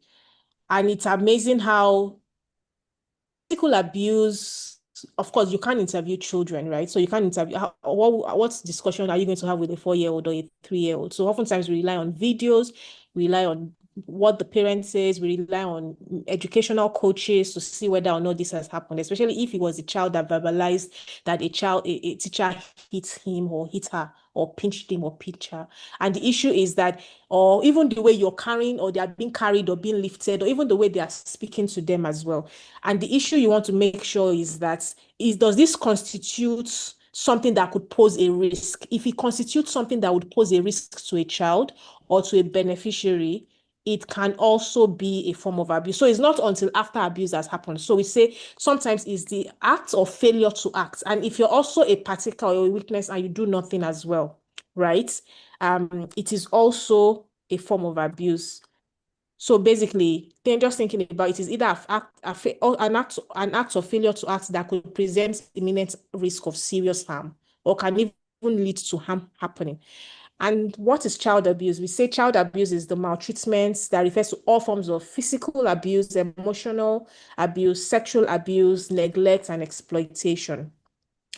In terms of physical abuse, I always use this word pen and then S, P. So if you write out like the acronym, just to remember, PENS. So P is for physical, E for emotional, N for neglect, S for sexual, and then the last E for exploitation. So those are the most common forms of child abuse. But now we also have online abuse right now, right? So, but again, all these things can fall under that as well. So, but the main category of child abuse are these 4 types of abuse. Well, I wanted to ask the question. Oh, sorry, I clicked. I wanted to ask who is a child, but I think people have seen the slide already. How do we define a child? Who knows the definition of a child? Anyone, you can unmute your mic or raise your hands. It Who is is a child? before puberty, like from born till puberty, I can say. What is I need the age. Sorry, we need the age. Normally puberty, yeah, in between, I In the think chat between 10 from to 14 years, 10 to 14 years. 10 to what? 14 years, 14, 16. It Anna? depends. I believe it differ. It Okay. differ like how your like as far as I know, it differ according to your genes as well, like from 10 to 14 or 16, 17. Yeah. Okay, so you're saying puberty. All right. Anna. Okay, so I'll Yeah. say a child is any individual below 18 years or 16 years, depending on your country. Below what? 16 or 18 years, depending on the country. Okay. Anyone else? Who is a child? Anyone wants to drop in? Okay. Lola, in the chat, we have Where's Patty our saying, chat monitor? Okay. yes, in the chat we have Patty saying that someone under 18 is a child. Then Okay. Suruti also says someone under 18 years. Then we have Avis Ogun saying that 7 to 11 years. Then we have Barbara saying that below 18 years. Yeah. Okay. Modupe, have you read Modupe's comments? Okay. All right. So who is a child? This is the definition of a child globally. In any country. A child is any individual below the age of 18. Okay. And we use the UN Convention on the Rights of the Child. All countries have adopted the UN Convention on the Rights of the Child. So the person who said 16, that could be, so there could be age of consent, for instance, for maybe votes, age of consent for even for sex, or age of consent for one thing or the other. But that is not the definition of a child. For a child, it is globally accepted that a child is anyone under the age of 18. So meaning the night before you turn 18, it is that bad, especially when I've seen children where maybe they're in social, they're probably being looked after children in the UK or anywhere else where And, right from maybe when they were 14 or 15, especially child victims of trafficking. I used to work with a lot of child victims of trafficking in the UK at some point. And so oftentimes they are in care homes. And you will see that from the night, in fact, from the day they turn 18, on their 18th birthday, they're housing them to adult accommodation, which we always fight for, because I'm like, you can't expect somebody who is 18, who you have been doing everything for this child, and because now she slept and woke up this morning and suddenly it's her 18th birthday, so she has already become an adult. She can now be living independently. But that is the law. So legally, they are rights. So basically, a child is anyone below the age of 18. So that is 17 points, dot, dot, dot, dot, dot. Before that clock of 18 is a child. So a 17-year-old, maybe in 1 week, the person would be 18. And then there's issues of child abuse. It will be classified as abuse. At the time when the incident occurred, it will be classified as child, as the person will be categorized as that the incident occurred whilst the person was a child. It wouldn't.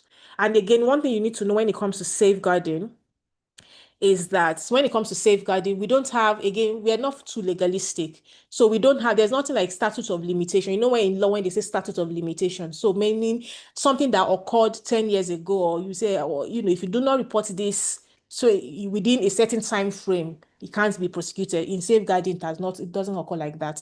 It's the reason why during the Ebola crisis, was it 5 years after the Ebola response ended, at the time that people came out to report sexual exploitation and abuse in Congo, and it was investigated, and the survivors had the organization had the right to listen to the survivors, to investigate, identify people who were involved. And even some of them have left the organizations and then sent letters to the new organizations where they were, that this had happened when they were deployed to Congo response or Ebola response. So there's no status of limitation. So again, for ADU, you could have some people who have worked a long time, and then maybe after 5 years, they've left the organization. Someone comes and says, oh, this happened to me and all that. You still need to take action. Management should still take action, and we should let program participants know as well that, oh, because you didn't report 6 months from now, we know how hard it can be sometimes, even for survivors to get to that point where they can disclose, especially if it borders on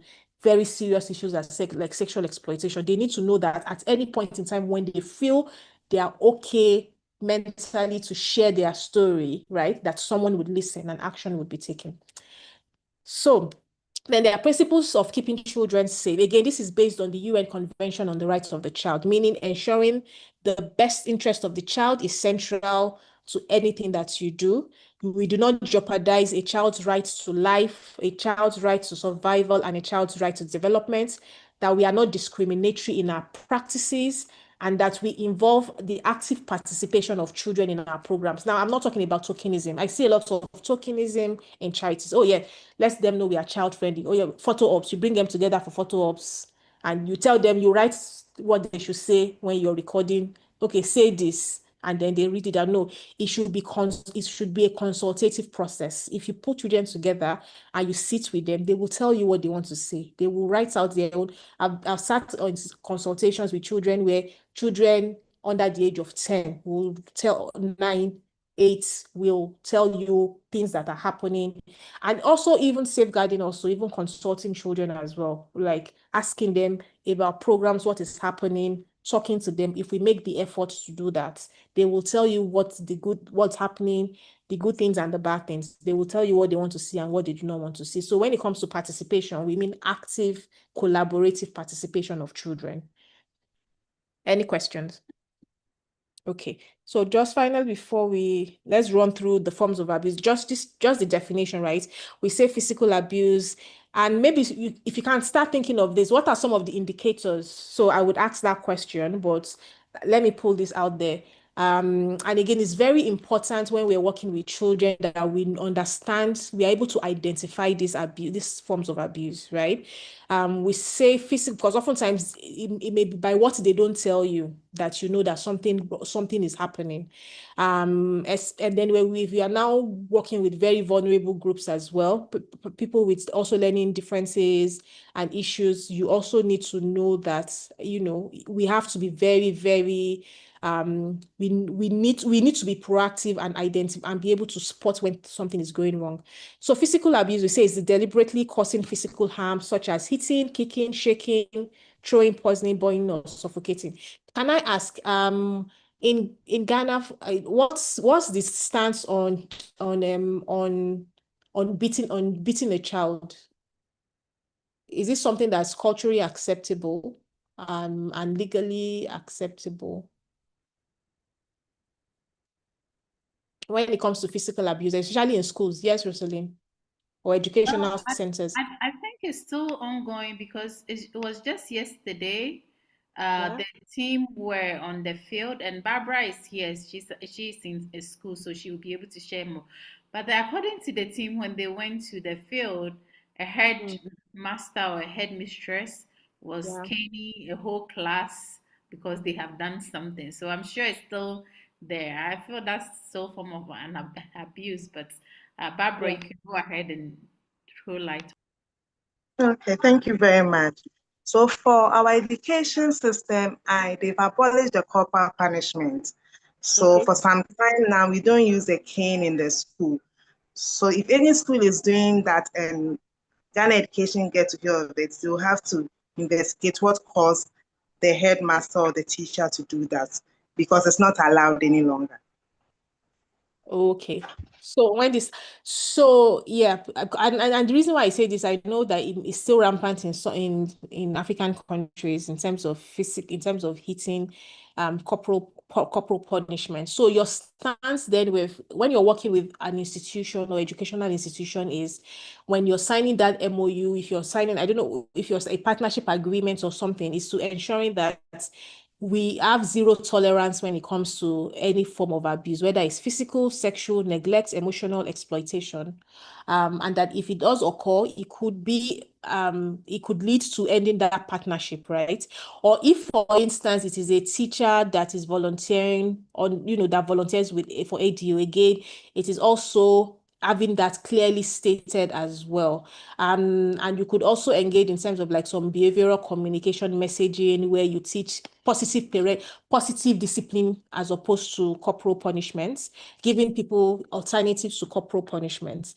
Because the reason why is because if it is a project, if you're implementing a program, ADO is implementing a program in the school, or a teacher in the school is supporting ADO's project, and that same teacher and then is seen being, beating or hitting a child in school and flogging the whole class, it says that they did not take the safeguarding training, or they are not willing to abide by the principles contained in your policy. And it should be grounds to say, you know what, we can't be linked to you because we have zero tolerance about this.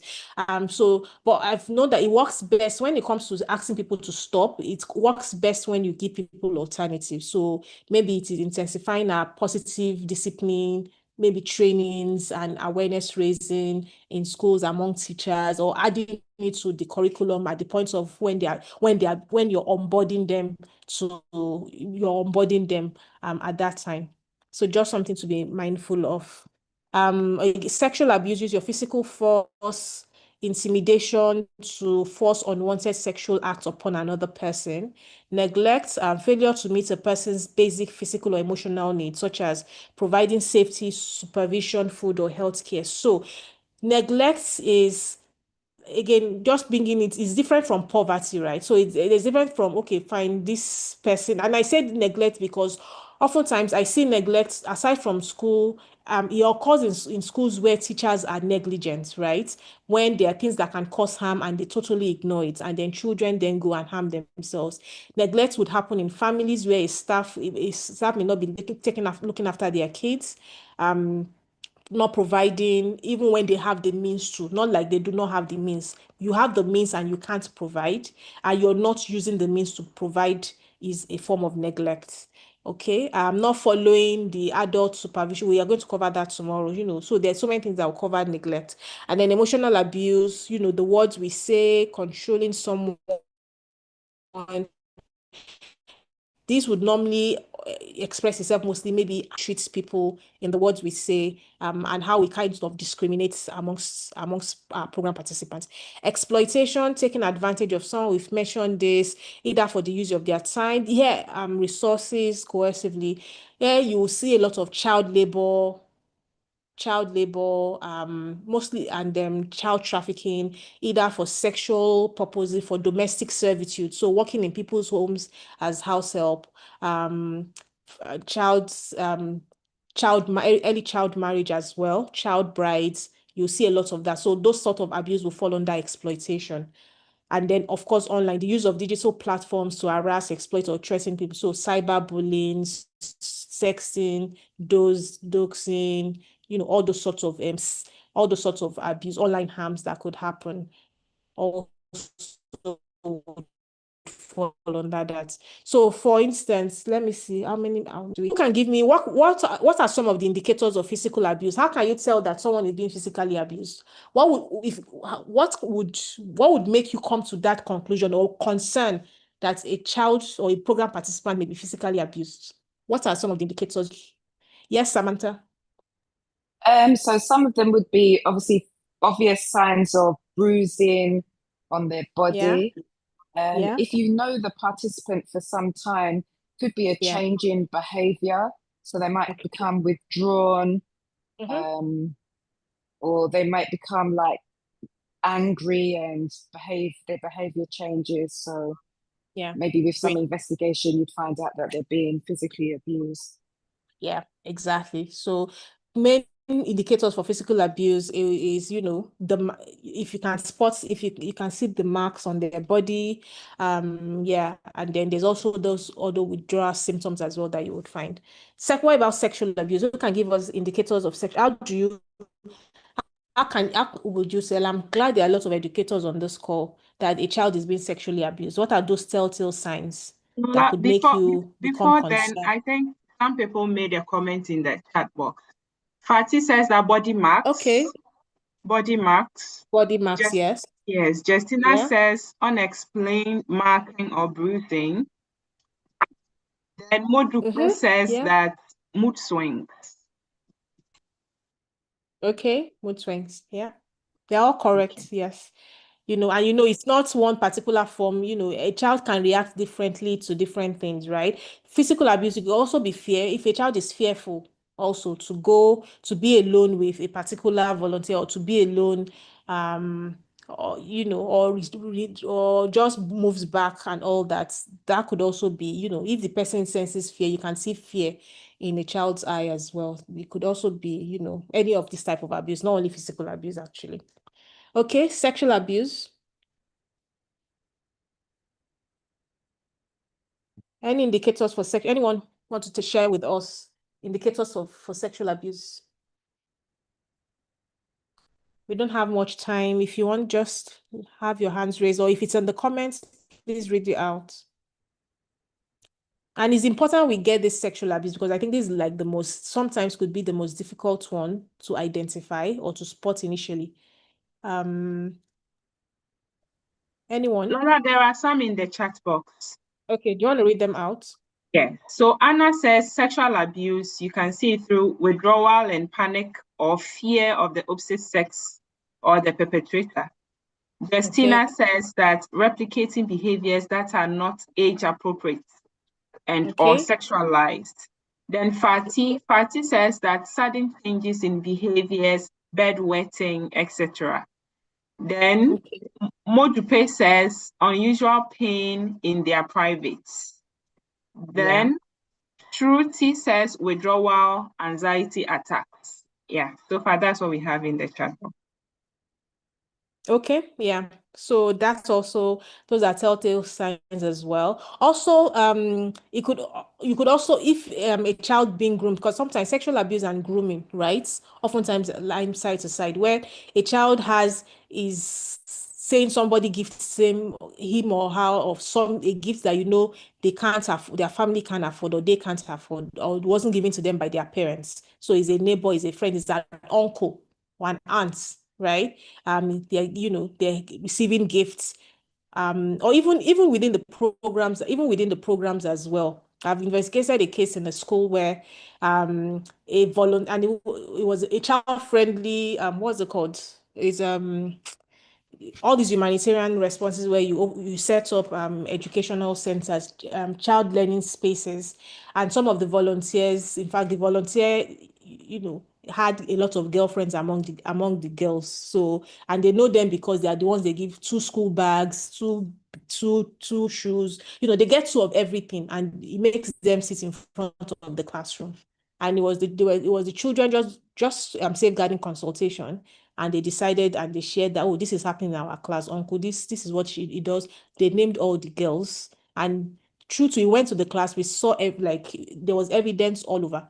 So again, when children have gifts that they can, was not given to them by their parents, and you've inquired and they are saying an uncle is giving them or an auntie is giving them also, it could be grooming, which oftentimes would lead to sexual abuse. Yes, Justina.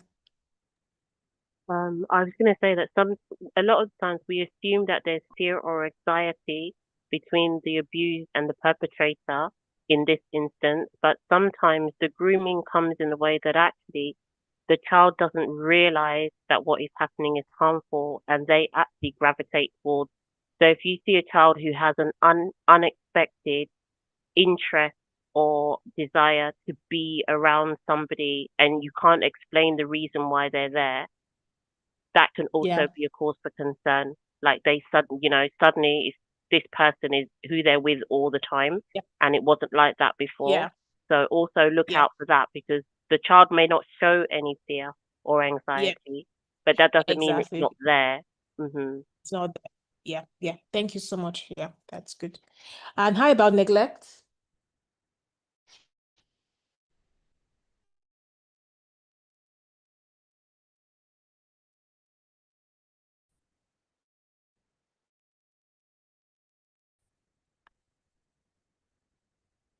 Is unkept, or maybe even a child, or maybe even a child having on accidents that they can't explain the accidents, right?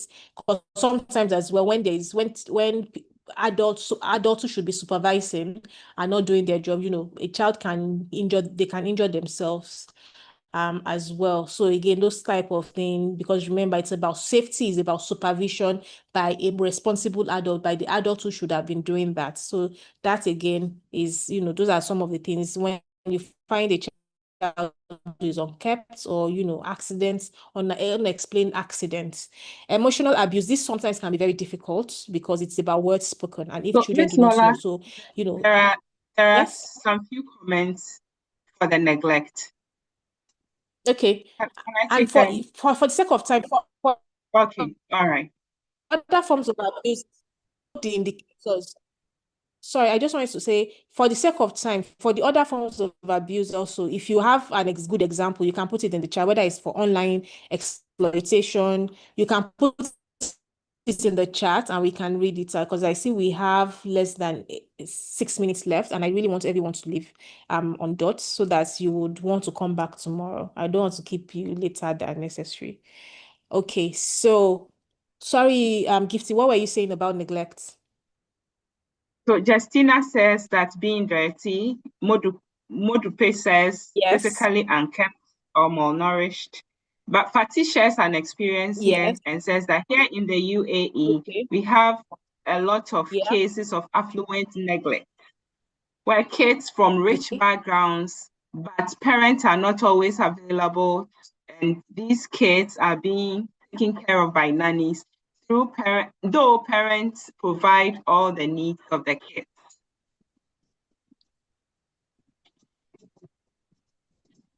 Yeah, that is neglect. Yeah. Thank you. And again, remember also, if this happens in the homes of our staff or our volunteers or people or our staff or our volunteers, it should be a safeguarding concern. Even if the children don't participate in ADO project, the fact that they are a staff member or they are representative of ADO, it should be a concern that should be looked into as well. Because I think that affluence, you think sometimes that people who have the means don't neglect their children, but you'll be shocked that even people with means do neglect their children. So thank you for the UAE example. Emotional abuse. Anyone anything in the chat, or exploitation or online abuse? Not yet. Not yet. Okay, so Rosalind says that I see churches needed to take. So when it comes to yeah. Hello? Hello? I don't know if you guys can hear me. Gifty, I can't Miss hear you. Lola, you were Yes, yes, your line was breaking at a point. Oh, sorry. Okay, I'm back. Sorry. Okay. So Rosalind put in the chat box that she sees now churches need to take safeguarding seriously, like everywhere and anyone. Fatty says that the whole Ghana needs to take safeguarding seriously. Josiah says that for emotional, he's giving an example that mood swing. Yeah. Mood swing. Yeah, mood swing. And all the indicators we've also identified also can also go, especially the ones about fear, about not moving away from someone, drawing, maybe a bubbly child suddenly becomes very quiet, or even being aggressive. Also, someone who is a child who is very aggressive could also be because they are retaliating because of abuse they've suffered, whether emotional. What about exploitation? What sort of exploitation do you see when it comes to children in where you are in Ghana? What kind of exploitation is common?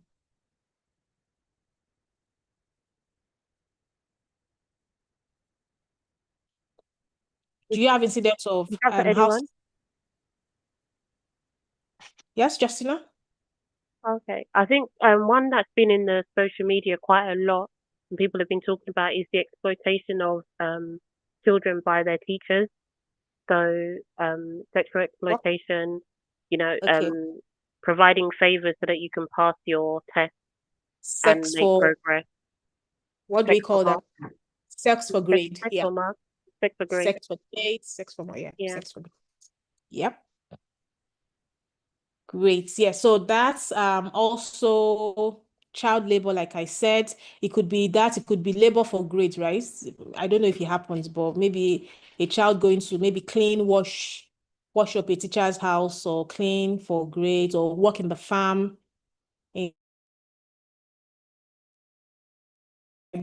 Last year, I had the projects in Liberia, and there's a lot of children who go work on farmers, on teachers' farms for grades, or fetch water for grades and do stuff like that. So again, it depends on what community and what kind of exploitation I think is prevalent, but it's just good to know. There's also child bride, there's also child trafficking as well, promising children better, good opportunity, and trafficking them to Europe.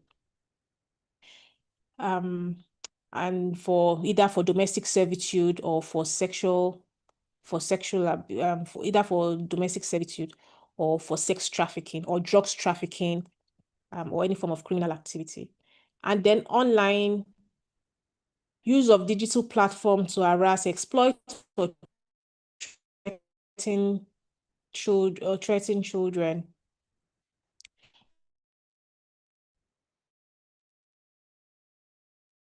We'll talk more about online abuse tomorrow. So I think for that, suddenly, again, mood swings, for most of the discussions, right, that we have talked about, it borders often signs on that. I want us to quickly go back to Mentimeter. I want to, just before we round off tonight, project my screen, and then I want you to tell me what you have learned today as far as safeguarding is concerned. We'll talk more on online abuse tomorrow.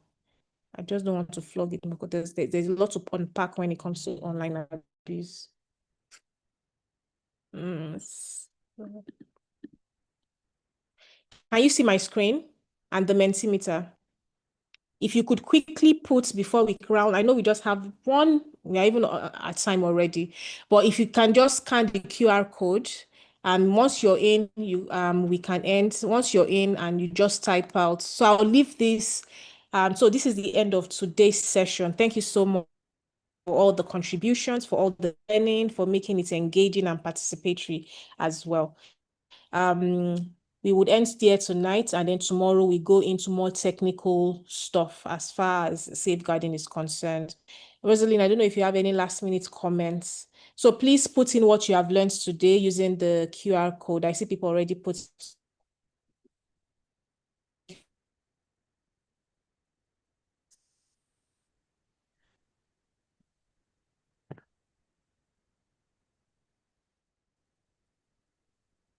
Would you mind putting the link also in the chat, because some people are also using their phone, they won't be able to scan. So if you have the Mentimeter link, you can put it in the chat, and then people can also pick. Okay.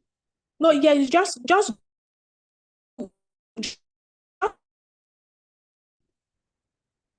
the code you need. Just go to menti.com, and then when you get to 0402. So just go to menti.com, and then it will ask you for the code. You put this code 6 copy part. Okay, there's participation link. Let me see. If I copy it, then I come back to Zoom.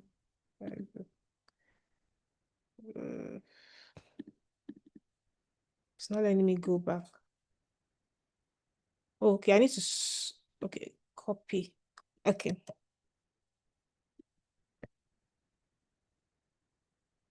Copy. Okay, I think the link is, oh, thanks, Fatih. I see Fatih already put the link. All right, then. I'm going to stop sharing since everyone has the link. Or you can copy from the chat. Okay. Thank you all for showing up today for the first leg of the training. We'll say a big thank you to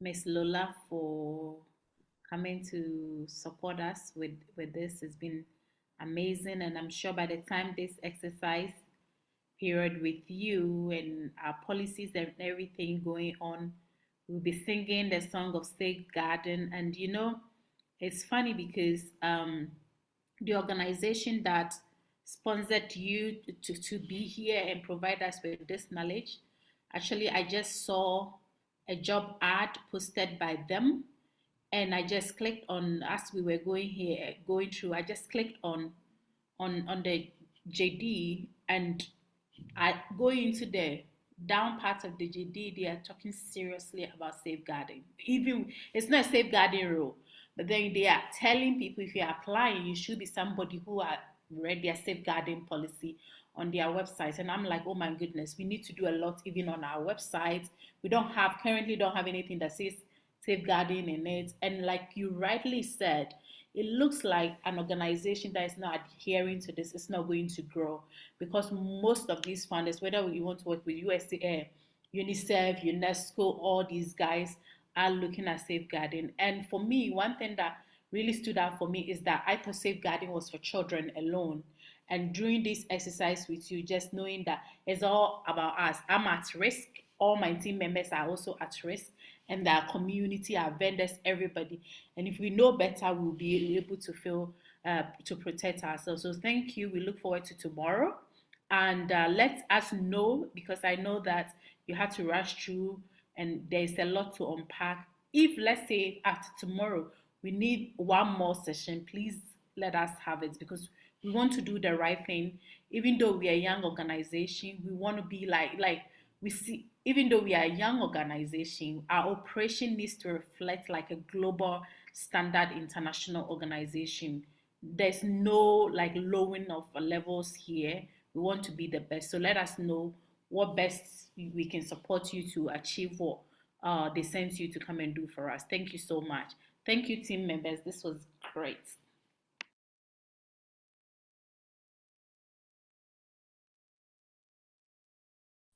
Bye-bye. Bye. And tomorrow, if we come early before 6 o'clock, we'll do it. Let's join the Okay.